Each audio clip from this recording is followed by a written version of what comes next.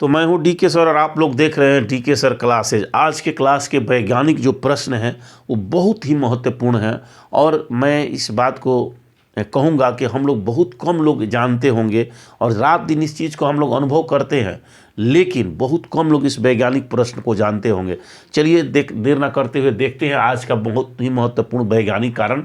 जैसे आज का महत्वपूर्ण वैज्ञानिक कारण है कि हम हवा को क्यों नहीं देख पाते हैं। देखिए, हम लोग रात दिन अनुभव करते हैं हवा को। जब भी हवा बहता है बड़े बड़े पेड़ को उखाड़ देता है, हम लोग को भी कहीं धक्का मारता है तो हम लोग भी गिर जाते हैं, साइड में चले जाते हैं। इतनी जोरों की आंधी आती है, अनुभव होता है, लेकिन हम लोग कभी इसको देख नहीं पाते हैं। तो आखिर क्या कारण है कि मानव या हम लोग सभी कहिए या कोई भी और भी जीव जंतु बहुत सारे हैं जो कोई नहीं देख पाता है इसको। तो हवा को हम लोग क्यों नहीं देख पाते हैं। जैसा कि आप जानते हैं कि मछली जो है जल में रहती है फिर भी जल को देख नहीं पाती है। देखिए विचित्र कारण, एक से एक वैज्ञानिक कारण आप लोगों को मैं बताऊंगा। मछली जो जल में रहती है वो जल में रहती है लेकिन जल को देख नहीं पाती है। उसी तरह से हम लोग भी हवा में रहते हैं लेकिन हवा को देख नहीं पाते। आखिर इसका वैज्ञानिक सटीक वैज्ञानिक कारण क्या है। तो चलिए एक एक चीज़ का हम लोग आज विश्लेषण करेंगे और फिर लास्ट में इसका फाइनल निष्कर्ष आप लोग को बताएंगे कि आखिर हवा को हम लोग क्यों नहीं देख पाते हैं। तो चलिए देखिए, जैसा कि आप सभी जानते हैं कि हवा जो है मुख्य रूप से दो गैसों के मिश्रण है। मुख्य रूप से बहुत सारी गैसें हैं लेकिन मुख्य रूप से क्या है, नाइट्रोजन और ऑक्सीजन। जैसा कि आप जानते हैं कि नाइट्रोजन जो है 78% है और ऑक्सीजन जो है 21% है। अगर ये दोनों को जोड़ा जाए तो सोचिए कि 99% तो यही हो जा रहा है। अब 1% में अन्य जो गैसें हैं 1% में बचती है। इसमें कार्बन डाइऑक्साइड है, आर्गन है, नियोन है, जेनन है, क्रिप्टन है और इस सभी गैसें जो है 1% में आती है। इसी में जलवाष्प भी है, लेकिन जो मुख्य गैसें हैं ये दोनों नाइट्रोजन और ऑक्सीजन मिलकर ही 99% है। तो अब देखिए, जिसका संख्या ज़्यादा होगा जो 99% है तो समझिए कि प्रभाव उसी का रहेगा। तो चलिए अब देखिए क्या होता है। देखिए नाइट्रोजन और ऑक्सीजन ये दोनों के दोनों जो है रंगहीन है। क्या है, दोनों के दोनों रंगहीन है, माने इसमें कोई रंग नहीं होता है। तो दोनों रंगहीन है, कोई रंग ही नहीं है। तो सोचिए कि रंगहीन है तो एक तो यही कारण बन जाएगा, नहीं दिखाई पड़ने का कारण ये भी हो सकता है। तो चलिए आगे देखते हैं। दूसरा जो कारण है पारदर्शी। ये दोनों जो गैसें होती है पारदर्शी है, बिल्कुल प्रकाश इसके आर पार चला जाता है, पारदर्शी होती है। और देखिए अगला चलते हैं 4 नंबर में। तो हवा जो है वो क्या करता है कि जो प्रकाश है न तो उसको अवशोषित कर पाता है और न ही उसको परावर्तित ही कर पाता है। तो अब सोचिए कि अगर हवा प्रकाश को न अवशोषित करे और न उसको परिवर्तित करे तो समझिए कि देखने वाली घटना तो यही आ गया कि देखने वाली घटना नहीं होगी। क्योंकि आप जानते हैं कि हम कभी किसी वस्तु को तभी देख पाते हैं जब वह वस्तु उस प्रकाश को अवशोषित करती है या सब के सब परिवर्तित करती है या कोई एक रंग परिवर्तित करती है, तब हम उस वस्तु को देख पाते हैं। तो चलिए देखिए कि प्रकाश के साथ एक घटना घटती है कि नहीं। तो नहीं घटती है। हम किसी वस्तु को तभी देख पाते हैं जब कोई प्रकाश किसी वस्तु से परिवर्तित होकर हमारे आंखों पर पड़ता है और तब हम उस वस्तु को देख पाते हैं।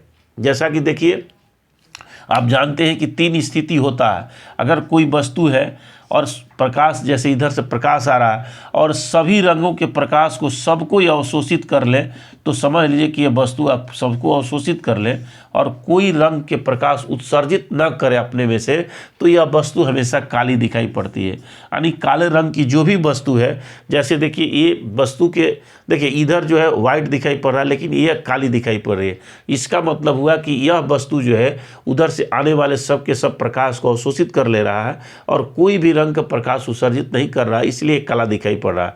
ये वस्तु सफ़ेद दिखाई पड़ रही है, इसका मतलब कि यह जितने भी प्रकाश उधर से आ रहा है सबको सब परिवर्तित कर दे रहा है, अवशोषित नहीं कर रहा है। तो इस तरह से यह वस्तु जो है उजली दिखाई देती है।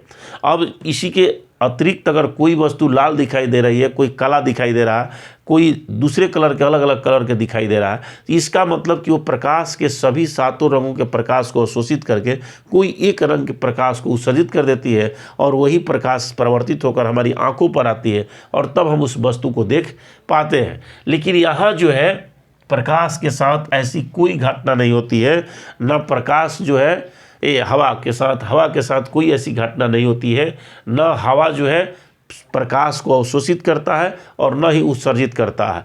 तो अब वहाँ पर जो है इस घटना ही, देखने वाली वस्तु की घटना ही नहीं घटती है। अब आगे चलते हैं कि और इसका कारण क्या हो सकता है। तो देखिए इसका कारण है कि हवा के अणु इतने छोटे छोटे हैं, हवा के अणु बहुत छोटे होते हैं, इतने सूक्ष्म होते हैं कि जो प्रकाश है वो इसके आर पार आसानी से चल जाता है, आ जाता है, कोई कहीं दिक्कत नहीं होता है। तो जब प्रकाश आर पर चला जाएगा तो सोचिए कि उसका कोई प्रतिबिंब भी नहीं बनेगा और उसका हम लोग नहीं देख पाते हैं, उसका कोई अनुभव भी नहीं होता है। अब दूसरा अगला कारण में चलते हैं कि हवा के अणुओं के बीच, जैसा कि आप जानते हैं कि सभी पदार्थ जो है छोटे छोटे कणों से मिलकर बना होता है। तो जब हम लोग ठोस की चर्चा करते हैं तो ठोस के जो अणु होते हैं बहुत पास पास होते हैं, जिससे यह ठोस जो है स्टेबल बना रहता है। अब इसी में द्रव में हम चलते हैं तो इसके अणु इससे थोड़ा सा दूर दूर होते हैं ना, इसलिए द्रव रूप में होता है। लेकिन जब यही गैस में हम चलते हैं तो इसके अणु इतने ना दूर दूर होते हैं कि सोचिए कि प्रकाश जो है इससे आर पार आसानी से जा आ सकता है, कहीं कुछ नहीं होता है। तो देखिए हवा के अणुओं के बीच जो दूरी होती है, देखिए दो अणुओं के बीच की दूरी इतनी है कि प्रकाश उससे सीधे निकल जाता है, कोई प्रकाश को रोकने वाला वहाँ कोई नहीं है, इसलिए वो दृश्यमान नहीं हो पाता है। तो चलिए देखिए मुख्य जो महत्वपूर्ण कारण है, आपको कई कारण गिनवाए, ये सभी कारण है कुछ ना कुछ इसमें प्रकाश को यानी हवा को नहीं दिखाई पड़ने में अहम योगदान देते हैं। यानी हवा अगर नहीं दिखाई देता है तो थोड़ा थोड़ा सभी कारण इसमें जिम्मेवार है, लेकिन जो सबसे मुख्य कारण है उसको हम कहेंगे कि हवा जो है वो प्रकाश का परावर्तन और अवशोषण नहीं करता है। हवा जो है प्रकाश का परावर्तन और अवशोषण नहीं करता है, जिसके चलते हमारी आँखों पर ये परिवर्तित होकर प्रकाश नहीं आता है और इसीलिए हम लोग हवा को देख नहीं पाते। अगर हवा के कणों से टकरा करके प्रकाश अगर हमारे आँखों तक आ जाता तो हमको पता चल जाता कि इस कलर क्या है, ऐसा है। या अगर यह हवा जो है प्रकाश के सभी रंगों को अवशोषित कर लेता तो ये भी पता चल जाता कि ये काला है। अगर सबको सब परिवर्तित कर देता तो ये भी पता चल जाता है कि ये सफ़ेद है। लेकिन हवा जो है ऐसा कुछ भी नहीं करता, ना प्रकाश को अवशोषित करता है ना परिवर्तित करता है, इसलिए ना दिखाई पड़ता है और ना इसका कलर पता चलता है और न कैसा होता है इसका रंग रूप, कुछ भी पता नहीं चलता है। तो चलिए बहुत बहुत धन्यवाद। अगले क्लास में फिर इसी तरह से आप लोगों को मज़ेदार वैज्ञानिक कारण लेकर आएंगे। जैसा कि आज के महत्वपूर्ण वैज्ञानिक कारण आप लोगों ने देखा कि हम हवा को क्यों नहीं देख पाते हैं, तो यह आज के क्लास में मैंने बताया।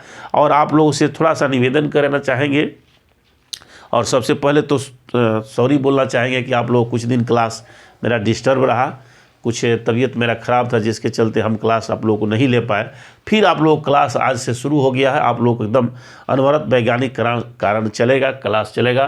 तो मैं थोड़ा सा निवेदन आप लोग से कहूँगा कि आप लोग चैनल को लाइक सब्सक्राइब और ज़रूर कर लें और लाइक शेयर करें, ताकि आपके साथ साथ दूसरे लोग भी इसका लाभ उठा सकें। चलिए बहुत बहुत धन्यवाद।